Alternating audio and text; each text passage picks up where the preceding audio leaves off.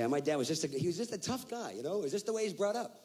Just did not know pain. I went back to visit my dad when I was 27 years old. Now I'm a grown-up guy with my own place. I go back to visit him. They're still living in the same house. He's putting up new paneling over the old paneling. You got to keep up to date, son. That's the thing, you know. And he's using a pump-action nail gun, which were new at that time. I'm talking, like it's like a gun, but it shoots nails. And he's talking to me, and he misfires. Shoots a nail right in the middle of his own hand. Ding, da!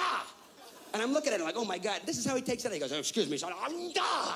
And takes it out with his teeth. Jesus Christ. I'll tell you, I never saw his balls, but they must have been fucking huge, ladies and gentlemen. Give me a hand with these balls, son. I can't get them in my pants. Christ, they're huge.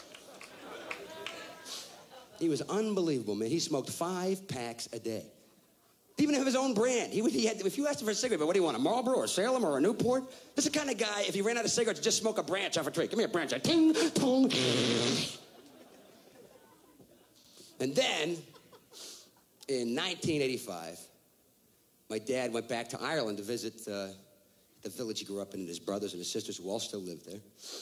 He was standing in a pub in Killarney, screwed a Marlboro into his lips, lit it up, and bang, was dead before he hit the ground. That'll pop your little macho balloon. When the guy you think is always going to be there, the John Wayne, Ted Williams guy, is dead in a millisecond, and you get a phone call, huh?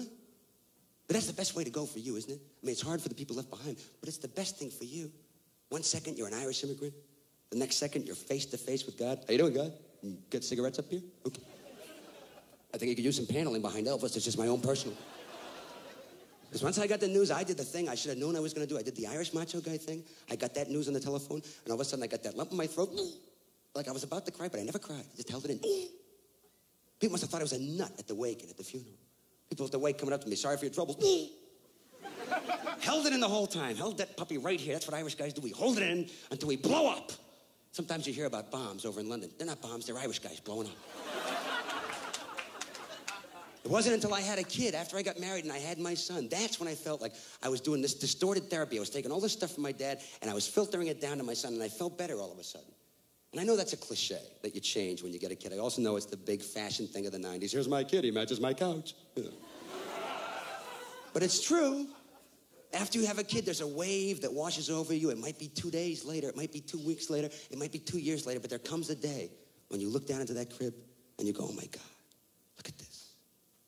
Look at this cold, sober, empty little vessel waiting to be filled up with ingredients. And it's up to me and my wife. We can fill them up with anything, love or hate or indifference. And that's when I realized, oh, my God, now I know why I'm supposed to have a responsibility to the planet, because I want him to have a better life, so that maybe 25 years from now, there'll be a better world for him. I never get involved in stuff. You know, I vote, but I don't get hands-on. And now I realize I have to get hands-on to try to change the planet so that maybe 25 years from now, he can live in a world without war, in a country without color, with clean air to breathe and clean water to drink, so that maybe 25 years from now, he could turn to me and say, you know something, Dad?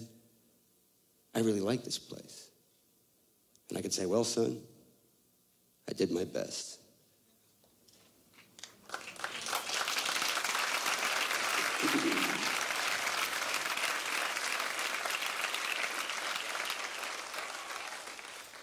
And other times I think, hey, fuck him.